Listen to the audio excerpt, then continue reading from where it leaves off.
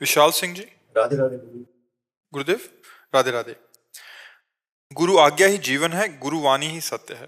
गुरुदेव, आपका सत्संग सुनकर हमारे हर प्रश्न का उत्तर प्राप्त हो जाता है। मैं आपकी कृपा से प्रतिदिन आपका सत्संग प्रातःकाल सुनता हूँ। उसी के प्रभाव से मुझे कुछ अनुभव हो रहा है जिसे आपके द्वारा किसी के सामने प्रकट करने के लिए मना किया गया है। प्रभु निराकार हैं, क्या उनको देखने के लिए आंखों की, सुनने के लिए कानों की, चलने के लिए पैरों की इत्यादि की जरूरत है? ऐसी ही किसी चीज में मुझे प्रभु का भाव बन रहा है, साक्षात मुझे प्रभु नजर आने लगे हैं। क्या ये भ्रम है या सत्य? आप पहली बात तो ये है कि प्रभु निराकार ही हैं, ऐसा कैसे कह सकते हैं?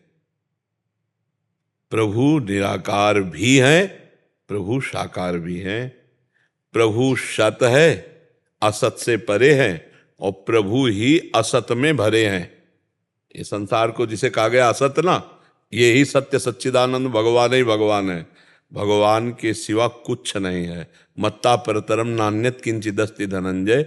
जैसे कुम्हार है तो चाक अलग है, मिट्टी अलग है, फिर वो पात्र बनाता है। भगवान ने ऐसे सृष्टि नहीं बनाई, अपने आप से अपने आप को फैला दिया।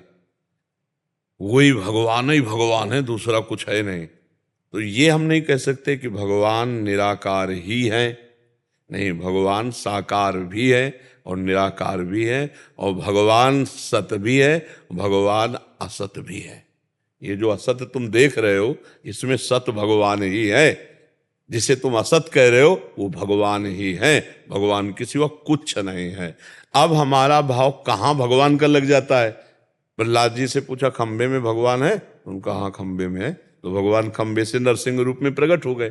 हमारी जहां निष्ठा बन जाए, गुरु भगवान गुरु में बन जाए, तो गुरु भगवान दिखाई देने लगेंगे। श्री विग्रह में भगवान दिखाई दे। हमारा भाव बन जाए तो चर अचर में भगवान दिखाई देंगे। जड़ चेतन जग जीव जत सकल राम में जान। वही साकार हैं, वही निराकार हैं, वही सगुण हैं, वही निर्गुण हैं, वही सबसे परे हैं, वही सब में भरे हैं। क्यों? सब में भरे हैं। वासना वासुदेवस्य वासितम भुवनत्रयम सर्वभूत निवासोस्मि वासुदेव नमोस्तुते। अच्छा, जो अपने को अनुभव हो रहा है वो हम दूसरे को बताएं क्यों? ये अहंकार ही तो अंदर प्रेरित कर रहा है, बताओ कि कुछ हम श्रेष्ठ हैं। देखो, हमारे पास आने का मतलब है आपका ऑपरेशन होना। आपकी वो बात जो आपके भजन को ले डूबे, उसको हटा देना। आपको जितना अनुभव हो रहा है उससे करोड़ों गुना बढ़कर के संतों को अनुभव हो चुका है। अच्छा, उनको हम क्या बतावें? और जब माँ खवा रही है तो माँ को क्या बताएं कि तो संत और सदगुरुदेव तो पवा रहे हैं, उनको तो पता ही है कि आपको क्या मिला है, आपको क्या भाव बना है। तो बस शांत चुप गुप्त रहो। भजन जितना गुप्त उतना ही अंदर बढ़ता है, और जितना प्रकाशित उतना ही उड़ जाता है। ये कपूर की तरह है। कपूर को गुप्त रखो तो सुव्यवस्थित बना रहेगा, और खुला रख दो तो उड़ जाएगा। खुला मत करो। ये जो आपको शीतलता मिली है भजन की, जो अनुभव है किसी को भी, उसे खुला मत करो। बकाया अहंकार इतना प्रबल होता है कि वो छुपा नहीं सकता, और चाहे दीवार से कहेगा जरूर कि हमको ऐसा अनुभव होने लगा है। मतलब थोड़ा अहम का जो रूप होता है ना, वो बिना कहे नहीं रहेगा। और जो अहम को मार दे वही बार बार कहता, कहो कहो, हमने ये दान पुण्य किया, हमने ये भजन किया, हमको ये लाभ मिला, हमारी ये स्थिति है। भाई किसको बता रहे हो, क्यों बता रहे हो? तो बोले वो रहा नहीं जा रहा है, उसी को सह जाओ तो भजन आगे बढ़ जाएगा। ठीक है। मंदिरों में जो दान दक्षिणा देते हैं और नाम अनाउंसमेंट करते हैं, फलाने ने इतना दिया, फलाने ने, वो सब, हाँ, वो सब काम का नहीं। काम का तो ऐसा है कि कोई जान न पावे। दान पुण्य जानते हो कैसे होता? कोई जान ही नहीं पाया कि कुछ करके गया और चुपचाप चला गया करके। हाँ, कहते हैं कि एक हाथ से दे दूसरा हाथ ला जाले, ऐसा भी कहते हैं। तो नेकी कर दरिया में डाल, कोई जान न पावे। पर वो जो माई को अलाउंस और दिखावा और वाह वाह जय जय तो हो गया, उतने में हो गया हिसाब किताब। वो भगवान की प्राप्ति वाला दान पुण्य नहीं है।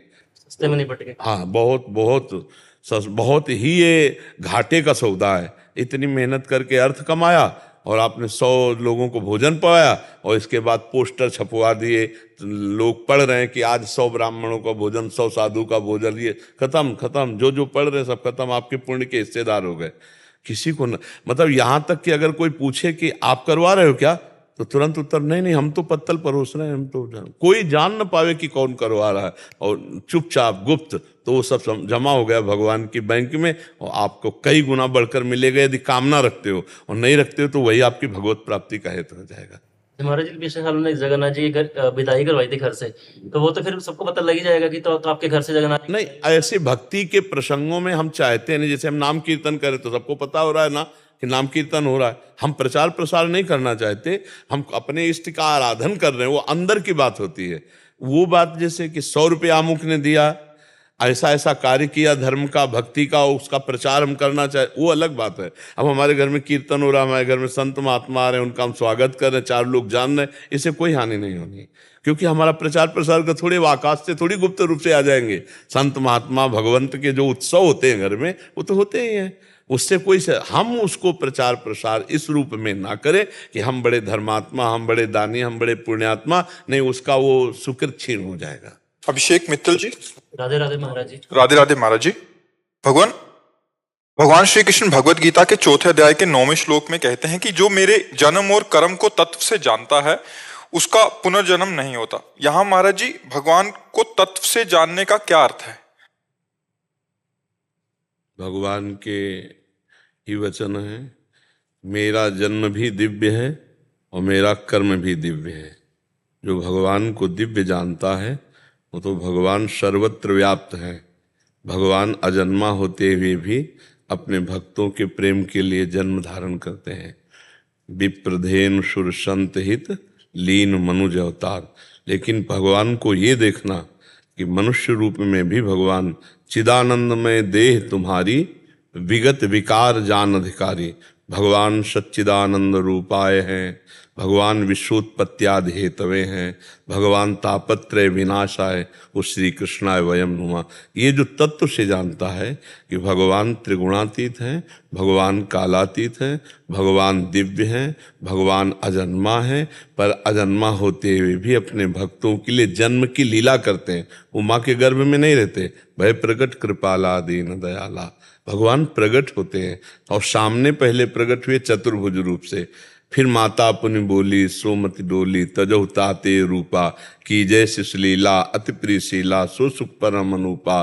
तो सुनि वचन सुजाना रोदन ठाना होई बालक स्वरूपा। ये चरित्र जे गावें हरिपद पावे तेन परे भवकोपा। भगवान जो है बाल रूप धारण करते हैं माता जी की प्रार्थना पर, वैसे भगवान दिव्य रूप से प्रकट हुए। तो भगवान माता के गर्भ में जाने वाले कोई मनुष्य नहीं है।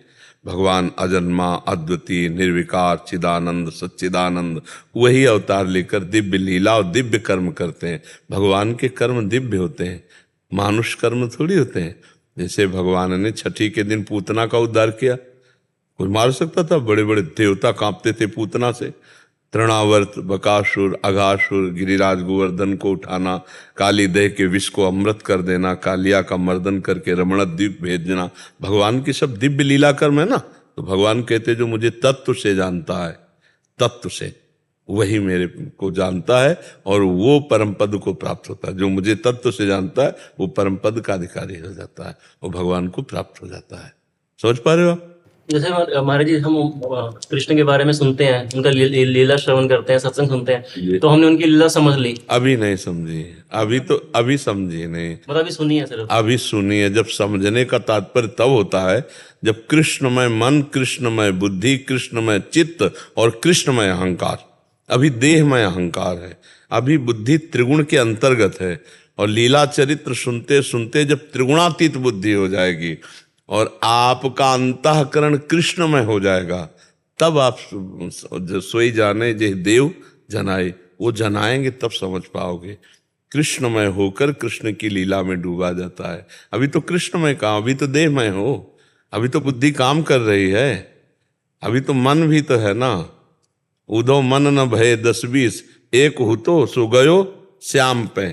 अब लीला चरित्र दर्शाएगा, अब लीला चरित्र समझ में आएगा। अभी तो मन है ना, बुद्धि है ना, चित्त है ना, आम है। अभी तो आप सुन रहे हैं, अभी आप सुन रहे हैं, अभी तो मनन भी पूरा नहीं हो रहा है। जब मनन और श्रवण करते करते तदाकार स्थिति हो जाए, तदाकार मन कृष्ण, बुद्धि कृष्ण, चित्त कृष्ण, अहम कृष्ण, अब वो कृष्ण बन करके कृष्ण की लीला में प्रवेश पाता है, कृष्णाकार होकर ही तो कृष्ण लीला में प्रवेश पाता है। ऐसे मनुष्य भाव में थोड़ी, देहाभिमानी थोड़ी लीला को समझ पाएगा। कैसे समझ पाएगा लीला का? अब सोचो, वो भगवान माखन चोरी कर रहे हैं, जो अनंत ब्रह्मांडों का भरण पोषण कर रहे हैं। बाबा के यहाँ बाल्टियों में दूध दही थोड़ी होता है, कुंडों में है। दूध का कुंड, दही का कुंड, घृत का कुंड, मक्खन का कुंड। 9 लाख गवे तो केवल नंद बाबा के, और कितने नंद हैं, और सबके लाडले लालजू हैं, और हर नंद के पास लाखों गवे हैं। और भगवान के घर में कुंडों की ऐसे लाइन के लाइन कुंड बने, दधी के, दूध के, माखन के। अब भगवान खूब दिन भर ना आए तो भी कमी नहीं पड़ेगी। हाँ, गोपी जनों का भाव कि जो यशोदा मैया को सुख मिल रहा है वो मुझे कैसे सुख मिले। मैं सुंदर दूध दूहूं, अच्छा दही जमाऊं, मथु मक्खन बने, और मैं दूर टांगूं, और लाला मेरे घर आवे, और ऐसा जब करे और मैं पकड़ूं तो जैसे मैया डांटती और लाला भयभीत होता है, वैसा मैं देखना चाह। क्या प्रभु मुझे ऐसा सुख प्रदान करेंगे? तो हर गोपी को जैसी भावना, ये था माम प्रपद्यन्ते तास तथैव, भगवान वैसा सुख प्रदान करते हैं। तुम भगवान की लीला की समानता नहीं कर सकते हो। भगवान वहां वहां चोरी थोड़ी कर रहे। चोर तो वो होता है, अभाव में चोरी होती है कि नहीं? एक तो भगवान और दूसरे नंद के लाड़ीले लाल, वहां कोई अभाव है? अरे ब्रज के मंडल के राजा हैं नंद बाबा, वहां कुछ कमी है क्या लाला के लिए? हीरे जवाहरात तो वहां न्यौछावर में दिए जाते, चोरी कहाँ? हमारे पूर्ण समर्पण इससे रिलेटेड है। जैसे आपने परसों के सत्संग में बताया था कि हम अपना पूरा भार भगवान को दे, हम ये सोचते हैं कि मैं कमा रहा हूं, मैं मर गया तो मेरे घर वालों को क्या होगा। तो ये भी हम मतलब ये भी सारा इसी के अंतर्गत आता है। पूरा भक्त का पूरा तन मन परिवार जीवन सब कुछ भगवान है, सब कुछ भगवान को समर्पित होता है, और भगवान वैसा पालन पोषण करते हैं।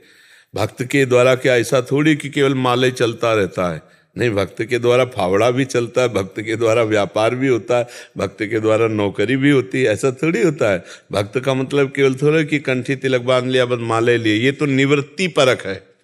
प्रवृत्ति परक भक्त जो होते हैं गृहस्थी में, उनके लिए कार्य भी है, और सब कार्य भगवान के लिए। देखो पांडव जो कितने महान भक्त हैं, पर देखो कैसा कार्य कर रहे हैं। अम्बरीश जी कितने महान भक्त हैं, चक्रवर्ती सम्राट, पूरा राज्य शासन चला रहे हैं। तो समझ पा रहे हो ना, भक्ति का मतलब कायर नहीं होता। अगर संत जन भी हैं तो देखो प्रयासरत रहते, साधना, तपस्या, समाज सेवा, लोक सेवा। कोई कायर बन के थोड़ी, जो कायर बन के बैठता है वो भक्त नहीं होता, चाहे गृहस्थ हो चाहे बाबा जी हो। कायर कभी भक्त नहीं होता। जो प्रयत्नशील है, तपस्या, धर्माचरण परायण, भजन परायण, समाज सेवी। देखो संतों को देखो, बड़ी बड़ी समाज सेवा हो रही। अपना परिवार पोषण करना मुश्किल है, लाखों का पेट संतों के द्वारा भर रहे। वो क्या है, आज सत्संग में सुना, लक्ष्मी जी स्वयं उनकी सेवा में उपस्थित हो जाती, क्योंकि भगवान के भक्त है ना। ऐसे मांगे थोड़ी कोई देता है, भगवान देते हैं, अपने आप सब चलता है। छल कपट पाखंड काम नहीं करता, ध्यान रखना। आज नहीं तो कल जब पोल खुलेगी तो पूरा का पूरा महल गिर जाएगा। सच्चाई से भगवान की भक्ति करो, इह परलोक सकल सुख पावत मेरी सो भैया कृष्ण गुण संचु। इह लोक और परलोक में समस्त सुख आपको प्राप्त। अरे भगवान का भजन करना परमानंद, पर इसमें कसौटी कसना पड़ेगा। देखा ना हरिपाल जी का चरित्र सुना, कसौटी में कस गए तो भगवान लुटने के लिए आ गए, अपने को लुटाने के लिए आ गए। तो ये भाव है। जगरूप सिंह जी न्यूजीलैंड से। राधा वल्लभ श्री हरिवंश महाराज जी मैं नीच मूर्ख और पतित अजामिल हूँ। महाराज जी 2021 में श्री वाहिगुरु की कृपा से YouTube से संत संग हुआ और नाम चलने लगा, अथवा नाम जपते समय एक भाव था कि जिसका नाम जप कर रहा हूँ वो मेरे सामने है, वो मेरा प्रेम स्वरूप है, दयालु है, और खूब नाम चलता था। बाद में धीरे धीरे वो भाव खत्म हो गया और कुभाव हो गया, और नाम जपने में 1 सेकंड भी चित्त नहीं लगता था।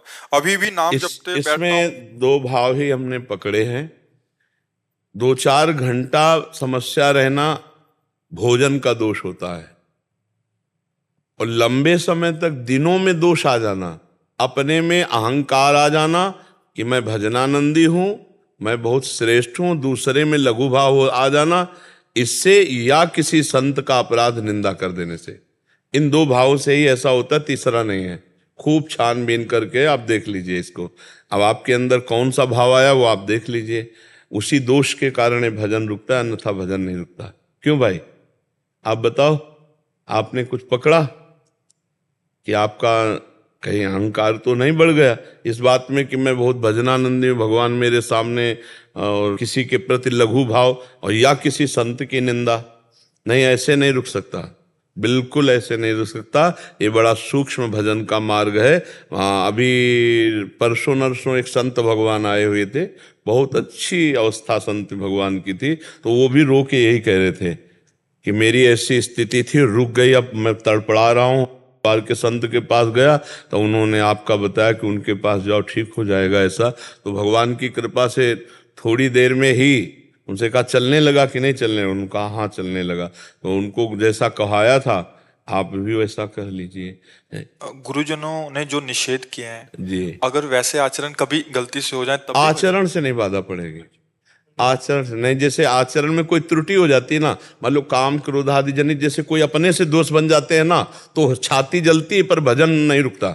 छाती जलेगी, बार बार अंदर से आएगा, अरे बहुत नीच हो यार, ये कैसे हो गया, ये गलती कैसे हो, ये जो पश्चाताप होता है तत्काल वो भजन में ले आता है। और भगवान बड़े कृपाल होते हैं, उस समय क्षमा कर देते हैं, लेकिन ये दोष भजन नहीं होने देगा। किसी संत पर हमारी कोई टीका टिप्पणी ऐसी जो निंदा बन गई या किसी की अवहेलना, अपने में अहंकार का भाव, इससे भजन चौपट हो जाएगा, पक्का रुक जाएगा और चलेगा नहीं जब तक अपराध क्षमा याचना का समाधान समाधान हम उस दिन करवाया था, आज आप समझ लीजिए।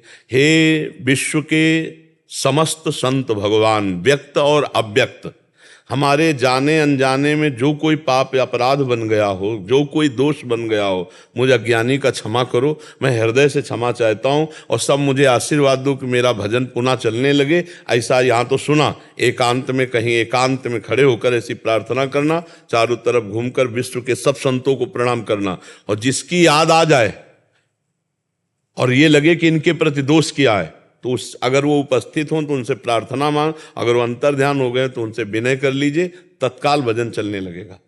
बिना अपराध के भजन नहीं रुकता, पक्की बात सुनो। 2-4 घंटे विक्षेप पड़ना भोजन से हो सकता है, लेकिन दिनों में भजन रुक जाना ये अपराध से ही होता है, और बड़ा सूक्ष्म अपराध होता है, बड़ा सूक्ष्म अपराध होता है, मतलब ये बहुत सूक्ष्म होता है। किसी भी संत के प्रति जरा भी भाव आ जाए तो इसलिए ये बहुत सूक्ष्म विषय, किसी भी संत महात्मा के प्रति किया हुआ अपराध सीधे भजन को रोक देगा। और यही एक है जिसमें अपने में अहंकार और दूसरे में दोष दर्शन, यही हमको गिरा देता है। साधु को यहाँ सावधान रहना चाहिए। और इस पर देख लेना बच्चा, अभी देख लेना, अगर ये बात करोगे ना तो तत्काल कनेक्शन जुड़ जाएगा, तत्काल चलने लगेगा, आप खुद देख लेना, ठीक है। हाँ, और बस अब जो तुम्हें चित्र दिखाई दे साधु का, क्या बस उसी से क्षमा मांगते जाओ, अभी अपने आप चल जाएगा। ये भागवतिक है, ये मतलब ये कोई बाहरी नहीं है कि किसी से सोच ले तो भजन रुक जाए, संतों के प्रति सोच ले तो भजन रुक जाए, ऐसा खतरनाक खेल है। इसीलिए सब संतों की 4 जुगन के भगत जे, तिनके पग की धूरी, सर्वस लय सिर राखियो मेरी जीवन मूरी। इसी से हम बढ़ते हैं। भक्तों का अपराध ना, भक्तन का अपराध सो डरपत रहो, ये अपराध ऐसो है पूरे जीवन के सुकृतन को नष्ट कर दे, पूरे पुण्य पूरे जीवन के नष्ट कर दे। साधु अवज्ञा तुरंत भवानी, कर कल्याण अखिल ज्ञानी। यहीं से हम नए साधक हैं तो चूक हो जाती है कि हम भजनानंदी, हम श्रेष्ठ और दूसरे। अरे बड़े विचित्र विचित्र भगवान के भक्त हैं, आपको क्या पता कौन किस स्थिति में। सबको नमस्कार करो। अच्छा, संबे भगवान है तो भगवान तो आदेश कर ही रहे हैं, सातो सम मोहि मैं जग देखा, मोते अधिक संत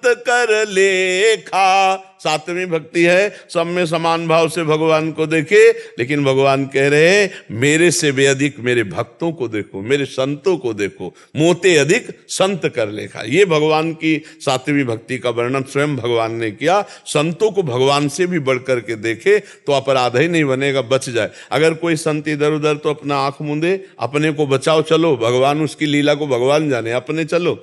हम दूसरे के ठेकेदार थोड़ी है, पूरी सृष्टि के ठेकेदार तो भगवान है, जो जैसा करेगा भोगेगा। हम काहे को निंदा स्तुति करें, हम अपने मार्ग को पुष्ट करें। नारायण स्वामी कहते तेरे भावे जो करे भलो बुरो संसार, नारायण तू बैठ के अपनो भवन बुहार। तू अपने को ठीक कर ले, दूसरे की चिंता मत कर, दूसरे सब भगवत स्वरूप है, भगवान संभालेंगे। कुणाल जी दिल्ली से। राधे राधे महाराज जी, आपके चरणों में कोटि कोटि प्रणाम।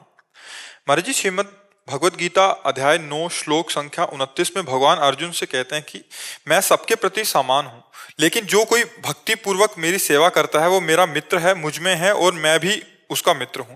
महाराज जी, भगवान तो भावग्राही जनार्दन है, तो क्या भगवान की सेवा भाव अनुसार करनी चाहिए या नियमानुसार? दोनों प्रकार की है। जो वैदिक सिद्धांत से चलते हैं वो नियमानुसार चलते हैं, और जो भगवान के प्रेम मार्ग के पथिक वो भावानुसार चलते हैं। और भगवान का जब नियम पूर्वक आराधन होता है तो फिर भाव की प्राप्ति हो ही जाती है। और कुछ ऐसे प्रेमी जन हैं जो नेम की परवाह न करके भाव से करते हैं, जैसे वृंदावन के प्रेमी जन जो है ना, ये भाव प्रधान है। और अन्यत्र वैदिक सिद्धांतों से भगवान की सेवा होती है, यहाँ प्रेम से होती है। यहाँ कहो 4 बजे सुबह ही भोग लगा दे ठाकुर जी को, जैसे कर्माबाई की खिचड़ी की ना, वो भाव। और जो सिद्धांत है, स्नान करके फिर मंगला, फिर ऐसे कर्माबाई सीधे उठती थी, न कोई स्नान न कुछ, और सीधे खिचड़ी बनाती थी कि रात भर ठाकुर को भूख लगी होगी, और बुलाती तो ठाकुर जी गोद में बैठ करके पाते थे। वैसे भगवान रीझते प्रेम से ही है, नहीं? हाँ, भाव का भूखा हूं मैं, और भाव ही एक सार है। भाव से मुझको भजे तो भाव से बेड़ा पार है। भाव बिन सुनी पुकारे मैं कभी सुनता नहीं, भाव पूरित टेर ही करती मुझे लाचार है। भावोत्सवेन भजताम रस काम धेनुम तम राधिका चरण रेणु महामिस्मरामी। पर जो सिद्धांत नियम से चलते हैं, वैदिक सिद्धांत से, वो भी आखिरी में भाव को ही प्राप्त होते हैं। पर भगवान प्रधानता भाव की रखते हैं, भाव से ही भगवान को अधीन किया जा सकता है। भावोत्सवेन भजताम रस काम धेनु। भाव में भर करके एक बाजरे की रोटी भोग लगाई तो ठाकुर धन्ना जाट के यहाँ पाए, नहीं? वो वैदिक मंत्रों से, और भाव नहीं है तो फिर भगवान, भाव को भगवान ग्रहण करते हैं। भावग्राही जनार्दन जी। पर साधक को तो गुरुदेव नियम देते हैं कि हाँ, तो नियमावली- उसी से तो भाव की प्राप्ति होती है। लंबे समय तक नियमावली हाँ, का पालन- नियमावली से चले तो भाव की प्राप्ति हो जाती है। अब जैसे अपने लोगों की नियमावली भाव वाली ही है। कुछ सिद्धांत है वैदिक सिद्धांतों से, ऐसे ऐसे ऐसे, तो फिर वो आगे चलकर भाव को प्राप्त होते हैं। अपनी जैसे वृंदावन की उपासना ये भाव से ही है, इसमें जो नेम है वो भी भाव के ही है।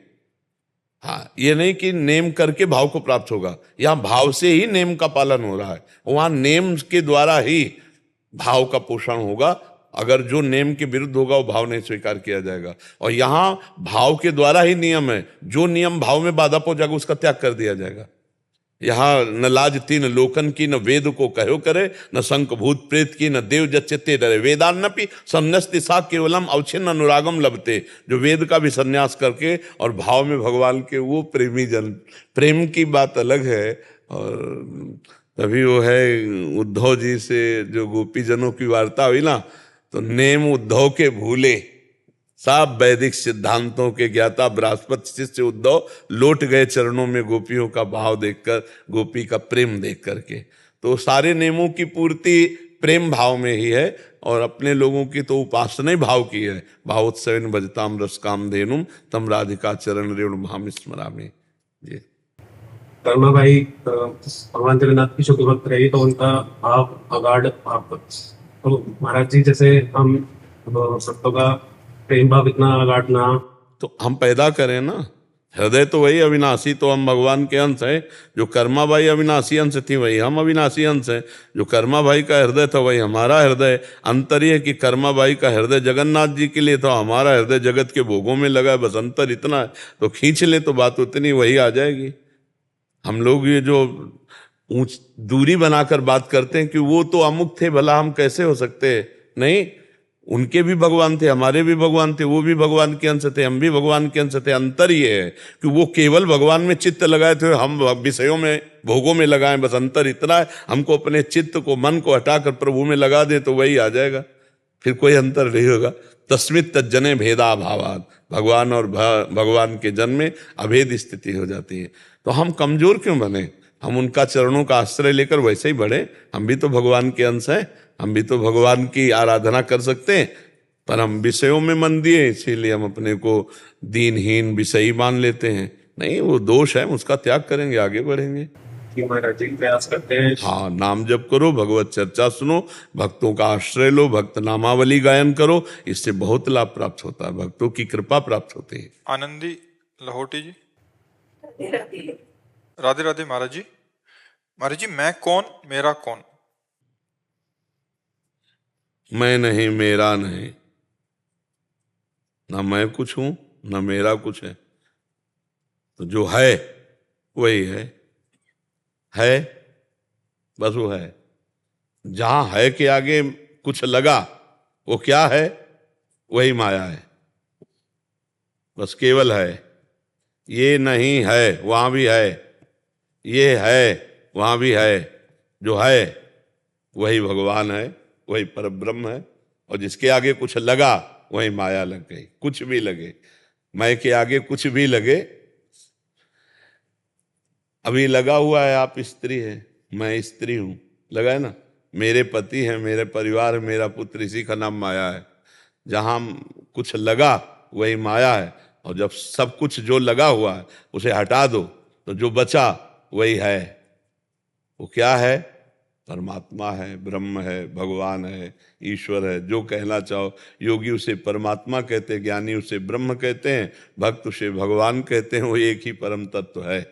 जो है वही आप हैं। जो आप इस समय मान रहे हैं ये नहीं। बस दो ही प्रकार से भगवत प्राप्ति होती है, अन्वय और व्यतिरेक। व्यतिरेक नहीं है, नहीं नहीं। अन्वय है, ये नहीं है। ये पहले भी नहीं था, बाद में भी नहीं रहेगा, बीच में केवल दिखाई दे रहा और रोज नाश हो रहा है, रोज नष्ट हो रहा है। ये नहीं है। ये जिसे हम कह रहे नहीं है, इसमें भी है। ये नहीं है तो इसमें भी है। ये जो चलन हिलन डुलन उसी परमात्मा से ही तो रही, चैतन्यता उसी परमात्मा से। वो परमात्मा अभी अंतर ध्यान हो जाए, अभी शांत हो जाए तो है। जब मुर्दा है तो क्या ये मुर्दा है तो उसमें भी है? बोले मुर्दे में परमात्मा है। हाँ है। कथा सुनिए, वेन के शरीर का मंथन किया गया तो दाहिने से भगवान पृथु का अवतार हुआ और बाएं से अर्ची जी का अवतार हुआ। वेन के मुर्दे शरीर से भगवान का अवतार हुआ। पढ़ लेना भागवत में, वेन चरित्र में भगवान पृथु का अवतार हुआ मुर्दे से। कोई जगह नहीं जहां वो है नहीं, तो मुर्दे में भी तो है। कोई जगह नहीं जहां परमात्मा नहीं। वही जो है बस वही है। ना हम है, ना तुम है, ना मैं है, ना मेरा है, वही है। हम कौन है? वही है। मेरा क्या है? बस वही जो है, और कुछ नहीं। मेरे तो गिरधर गोपाल, दूसरो न कोई। बस ये बात समझ लो तो फिर दूसरो न। वही जो है वही आपका है, वही जो है वही आप हैं। जो है वो आपका है, जो है वही आप हैं। इसके सिवा ना आप हैं और ना आपका कुछ है।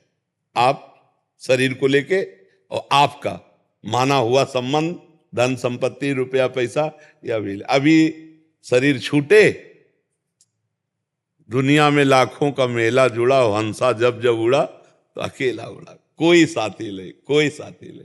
बड़ा प्रपंच जिंदगी में जोड़ते हैं और जब शरीर छोड़ के जाते तो कोई साथी नहीं। अपना किया हुआ वही कर्म, पाप पुण्य वही भोगो जा करके। और अगर अभी है को जान लो तो पाप पुण्य से मुक्त हो जाओगी, ब्रह्म प्राप्त हो जाओगी, मोक्ष हो जाए। तो उसको जानना बड़ा कठिन है, इसलिए नाम जप करो। हर समय भगवान का नाम जप करो, इसी से भगवत प्राप्ति हो जाएगी। Para commando Yaduveer Singh ji. गुरुदेव, आपके चरणों में कोटि कोटि प्रणाम। गुरुदेव, मैं पहले कभी व्रत रहा नहीं, पर आपकी कृपा से अभी गुरु पूर्णिमा से प्रत्येक गुरुवार को व्रत स्टार्ट किया है। 2 बार व्रत टूट भी गया। इसमें श्री जी से मांगता हूं कि आपका स्वास्थ्य हमेशा ठीक रहे और उम्र इतनी लंबी हो जाए कि आप इस कलयुग के सभी जीवों का कल्याण करते रहें और श्री जी कृपा हम सब पर उम्र तो लिमिट है, हमको पता नहीं, आपको पता नहीं, पर प्रभु को पता है कि इतने ही सेकंड, इतने मिनट, इतने महीने, इतने साल जिएगा ये शरीर। उसी बल से हम दौड़ते रहते हैं, इसी ज्ञान से उन्हीं का बल चल रहा है। वो जितना लंबा चलाना होगा उनको चला देंगे। हम ये चाहते हैं कि हमारे जिंदा रहने का फल है कि आप सबकी बुद्धि इतनी बढ़िया भगवान में लग जाए, गंदे आचरण छोड़ के, कि जब मिलो तब मुस्कुराते हुए प्रसन्न और आनंदित, तो मुझे लगेगा मुझे जीने का फल मिल गया। आपके साधना का फल मेरा जीना नहीं है, मेरे जीने मेरी साधना का फल आप हो। आप मुस्कुरा दो, आप आनंदित रहो, आप प्रसन्न रहो, आप हमारे राष्ट्र की सेवा करो, आप गंदे आचरणों से मुक्त हो जाओ, यही हम चाहते हैं।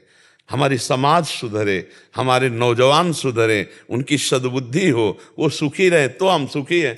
हमारे जीने का, बहुत लंबा जीने का लाभ यही है कि हमारे वचनों से, हमारे दर्शन संभाषण से हमारे भारतवासी, हमारे विश्व के जन सतमार्ग में चले, तब तो हमारा जीना ठीक है। नहीं तो आप सतमार्ग चल रहे हो तो हमें बड़ी प्रसन्नता है। व्रत टूट जाना, हम व्रत पर ज्यादा आपको ध्यान नहीं देंगे, हम आपको ध्यान देंगे। सुनो, आप हमारे सरकारी आदमी हो, राष्ट्र सैनिक हो, आपको जो मिले भरपूर भोजन पाओ और हर समय तैनात रहो दुश्मन की छाती चीरने के लिए। आपका व्रत तिरंगे की रक्षा, राष्ट्र समाज की सुरक्षा, इसके अवसर पर आपको ये नहीं ध्यान आना चाहिए कि हमें पानी पीना, कि हमें भोजन पाना। यही व्रत है। मिले अच्छे से भोजन पाओ, नाम जप करो, और कई कई दिन ना मिले तो प्राणों की बाजी लगाकर हम अपने देश की रक्षा के लिए भूखे भी रह सके, इसकी भी परवाह ना हो। ऐसे व्रत तो ठीक है, ऐसे नहीं मिला कोई बात नहीं, आप ऐसे अभ्यास कर लो, लेकिन हमारा उद्देश्य यही है कि नाम जप ना छूटे। अब मान लो व्रत में नाम जप छूट जाए और व्रत में आपको हमारी राष्ट्र सेवा में लगेगी, आज तो व्रत है आज हम नहीं जाएंगे, नहीं व्रत रहो, बिल्कुल मत रहो। दबा के पाओ, चौड़ी छाती करके दुश्मन की छाती पे गोली बरसाने की तुम्हारे अंदर उत्साह वृत्ति हो, बस ये व्रत है। और खूब नाम जप कर, समझ रहे हो? हाँ, ऐसे रह पाओ कोई बात नहीं, नहीं रह पाओ तो कोई बात नहीं, भोजन पाओ और हर समय जहां तैनात हो ईमानदारी से तैनात रहो और नाम जप करो, यही सबसे बड़ी साधना आपकी है। ऐसे सहज स्वाभाविक रह जाओ, टूट जाओ कोई।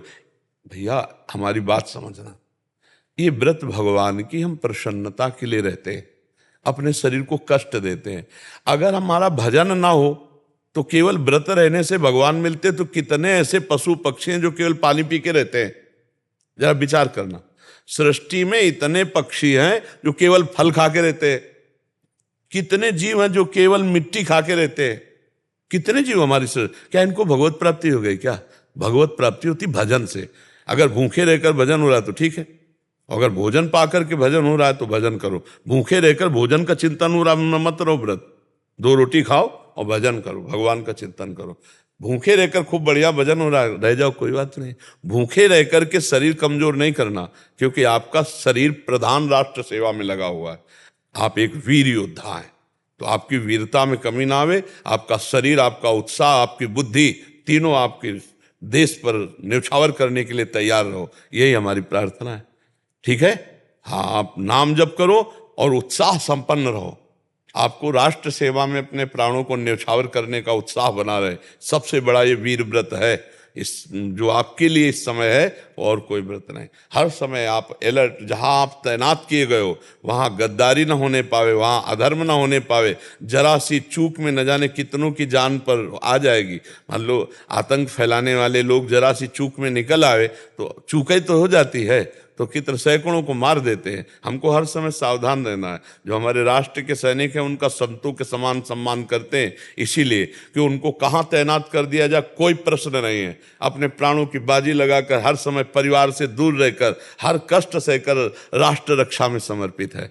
आपका व्रत है राष्ट्र रक्षा, आपका व्रत है उत्साह संपन्न होकर समाज सेवा। इस पर जरूर ध्यान देते रहना। बोले भगवान, ये जब से आपसे नाम मिला है तब से मन ऐसा हो गया जैसे किसी को, अब कोई जैसे वहां पे देखा था एक लड़का पानी की टंकी से कूद गया, तो कोई भी देखता हूँ जैसे कोई मर गया, कोई आप शरीर को पता नहीं, पूरे दिन का जितना भी मैंने भजन किया है आपकी कृपा से जो भी है इसको दे दो, मतलब जो भी कुछ गलत देखता हूँ इसको दे दो। बिल्कुल, दयालुता का यही स्वरूप है, और उसका पलट कर आपको और अच्छा फल मिलेगा। ये भी है, जैसे आप आज का दिन का भजन आपने किसी को दे दिया तो वो जाएगा, उसका कल्याण करेगा, और उस कल्याण का जो फल आएगा लौट के वो आपको डबल मिलेगा।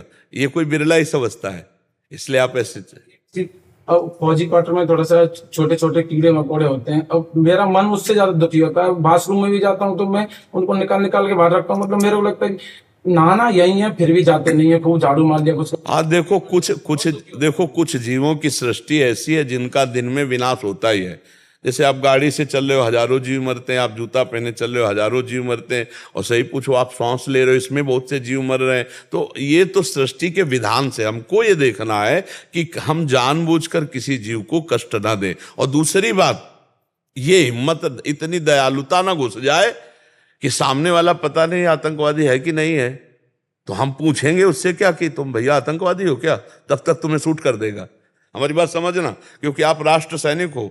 हमारा उपदेश जो है, जहां दया का है वहां अलग डिपार्टमेंट है, और अपने देश के लिए सुरक्षा और अन्य जीवों की रक्षा, ये तो हम पैर संभाल के रख सकते हैं, किसी कोई जीव ना मरे, इतना तो ठीक है। लेकिन इतना हृदय लुजलुजा ना हो जाए कि कहीं शत्रु पक्ष के लिए भी दया, शत्रु पक्ष में दया नहीं होती। और आप लोग हमारे राष्ट्र के सैनिक हैं, तो इस पर आपको विशेष ध्यान रखना, ज्यादा हृदय दयालु नहीं होना चाहिए।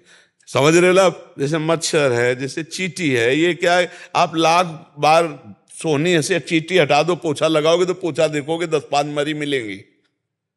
अब बाथरूम है, रसोई है, कुछ ऐसे जीव हैं जो अपने आप निकलते हैं और मर जाते हैं।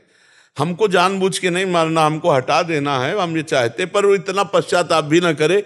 बहुत से छोटे छोटे जीव आ, तो इतना हृदय को थोड़ा लुजलुजा न कर दे कि मतलब हम इसी दिमाग में पर फंसे रहे कि यार ये नहीं। अब जैसे गाड़ी चलाते हुए एक आदमी परसों हमें प्रश्न किया कि हम गाड़ी चला रहे थे, रफ्तार से चला रहे थे, कोई गाय एकदम ऐसे आई, अब संभाले तले को गाय पधार गई। अब वो कह रहा था कि मैं बहुत दुखी हो गया। मैं तो उसको समझाया कि भाई गाय बैठी होती, गाय खड़ी होती, और आपकी ड्राइवरी में कमी होने के कारण उसको लग जाता, आप अपराधी थे। लेकिन अचानक कोई पशु, गाय या कोई पशु भी आ जाता है, तो अब वो रफ्तार से, जैसे हाईवे पे गाड़ी चल रही, अब वो एकदम ब्रेक थोड़ी में लग जाएगी, और वो क्रॉस कर रही रफ्तार से, उसको पता थोड़ी है। अब वो पधार गई, और सहृदय होने के कारण दुख होता ही है। जो भक्त हृदय होता है कि अरे बाप रे, गाय मर गई, गौ हत्या लग गई, तो गौ हत्या तब मानी जाएगी जब गाय खड़ी है, गाय बैठी है, आपको दिखाई दे रहा है, और आप कंट्रोल फ्री होकर उसमें ठोक दिए, अब मानी जाएगी। ऐसे ही हम चल रहे हैं, हम क्रिया कर रहे हैं, अचानक कोई जीव पधार जाता है, तो हम जानबूझकर किसी जीव को कष्ट नहीं देंगे, और शत्रु पक्ष में जानबूझकर हम निर्दयी स्वभाव रखेंगे। हमारे दयालुता को कोई जान न पावे। दयालुता हमारा हृदय का विषय है, लेकिन राष्ट्र रक्षा के लिए बहुत हमें स्वभाव में कठोरता धारण करनी पड़ेगी। समझ रहे जी? राधा राधा राधा राधा राधा राधा राधा राधा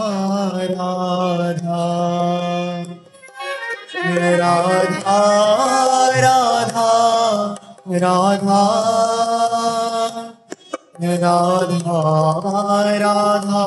राधा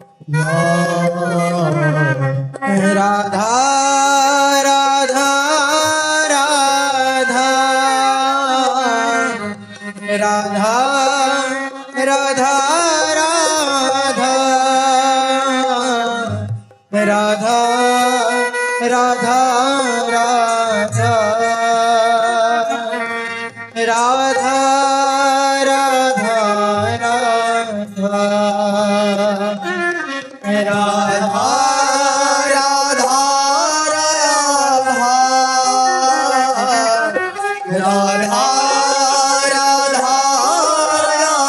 राधा राधा